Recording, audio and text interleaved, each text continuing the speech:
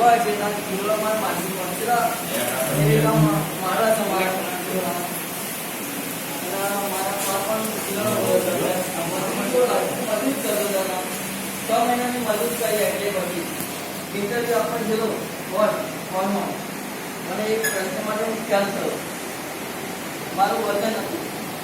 અને આમાં 45 બાજુ પણ 45 વ્યવસ્થા લખવામાં અપાસ થયો ખ્યાલ એટલા માટે પછી ભણવા માંગુ એટલે જોઈન કરીને અહીંયા પૂરા જેવા 1 વર્ષ બધું ભણીશું પછી જોબ કરી ભાઈ પણ બધા મારા આઈડિયા કરે બધા જોબ કરે ફોનમાં એપોઇન્ટિસ કરાવો જેમાં કેસા તક તો અહીંયા ને જોબ કરાવો 8 કલાક ના તો મારાથી ભણવું છે તો મને ઇંગ્લિશ થોડું ઓછું ભાવ અમારી થોડા સાહેબ એમ કહ્યું 10 પાસ 12 પાસ મેં 10 પાસ કરી 2013 પાસ કર્યું અને 12 પાસ 2015 માં કર્યું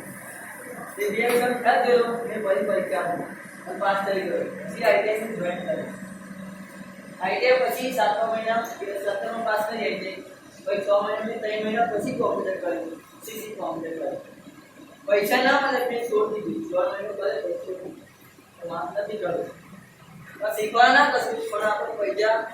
આપણા કચરી લે એવું બધા અત્યારે શીખવા એટલા માટે ગેમોમાં જ આવ્યો મારા પેલા મામાએ કર્યું તો ફ્રીમાં શીખવાડે છે એના કોન્ટેક્ટ હું યાદ છે એના મામા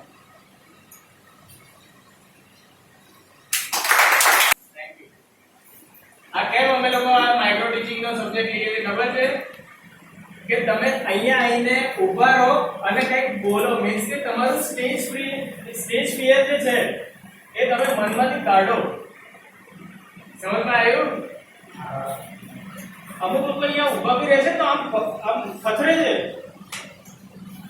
ઠીક છે એટલા માટે મેં આ ટોપિક લીધો માઇક્રો ટીચિંગ નો મતલબ શું થાય કે જે વસ્તુ અમે કરીએ છીએ સેમ ટુ સેમ વસ્તુ